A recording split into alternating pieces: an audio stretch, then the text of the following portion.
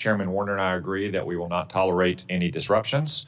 Anyone who disrupts the hearing will be removed from the hearing room and could face potential further sanctions, to include being barred from the Capitol grounds.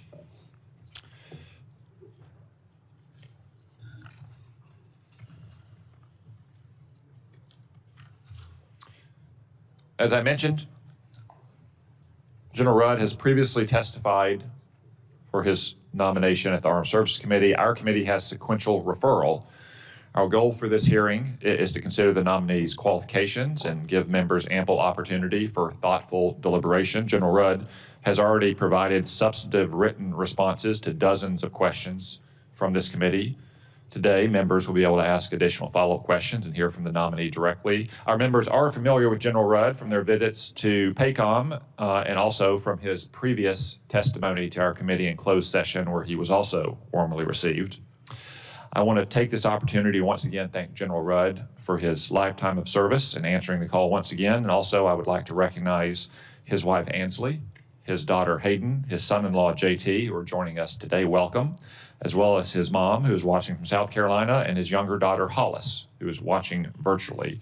She was at the Armed Services Committee. I guess she thought better of a repeat performance.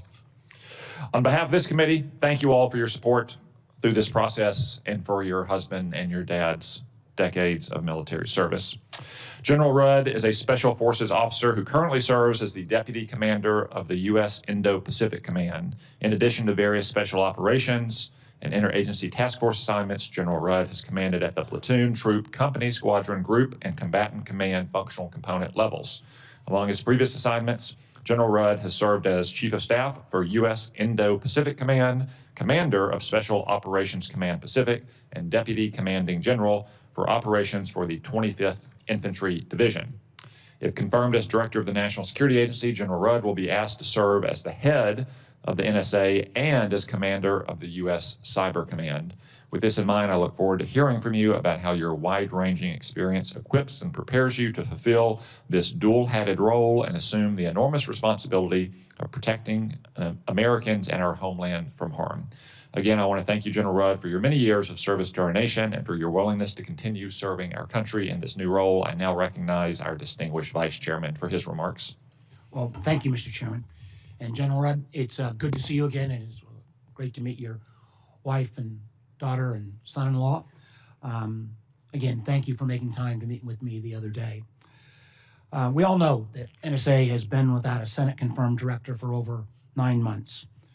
Given the sustained pace of cyber attacks against the United States by our adversaries, the complexity of maintaining the world's premier SIGINT system, and the sheer volume of intelligence requirements from combatant commanders, I'm eager to provide the tens of thousands of employees at NSA with steady, permanent, confirmed leadership. However, as I told you when we last met, I have a few priorities, and I'll need your commitment on them if you want to earn my vote. First and foremost, I remain deeply concerned about the politically motivated firings of career civilian and military leaders across our national security enterprise. That includes the firing of your predecessor, General Tim Hawk. I worry about the message these firings send that political loyalty is valued over competence.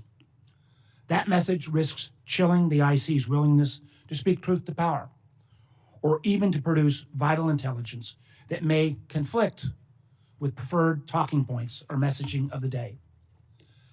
So as we discussed the first time, and I will ask you this in my questioning, if the IC is unwilling to tell policy makers what they need to hear and not just what they want to hear, America's less safe.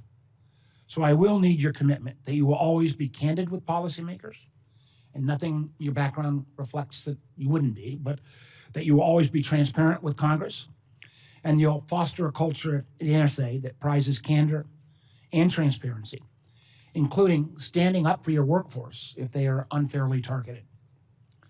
Second, as we discussed, I strongly support NSA's traditional SIGINT message, but I also believe there are areas where NSA can and should play a bigger role. One of those areas is technology. That means leveraging existing technologies to make NSA more effective, and it means better targeting our adversaries' advances in technologies that weaken American security. In this endeavor, I hope NSA will lean into strong relationships within the U.S. government. For example, we talked about some of the cross-pollination with the Department of Commerce, with the private sector, and with allies and partners abroad. Which brings me to another priority, strengthening alliances and partnerships. NSA has deep and long-standing signet relationships across the world, especially with our Five Eyes partners. But I suspect that many of our partners are feeling confused and even abandoned. That confusion is driven by tariffs imposed on our close trading partners, by open talk of a military action against a NATO ally, and by a defense strategy that walks back our commitments in Europe and the Pacific. As members of this committee know well, our allies and partners provide critical intelligence that complements our own. And when these relationships are jeopardized, again, America is less safe. Finally, I want to briefly focus on election security. I have often noted, and I know all the members of this committee appreciate it, that it was to the credit of President Trump during his first term that we built a robust infrastructure to identify adversary attempts to interfere in U.S. elections, to inform the public, and to disrupt and dismantle adversary infrastructure such as troll farms. And as you know, the NSA in prior leadership played an extraordinarily important role in all of those activities.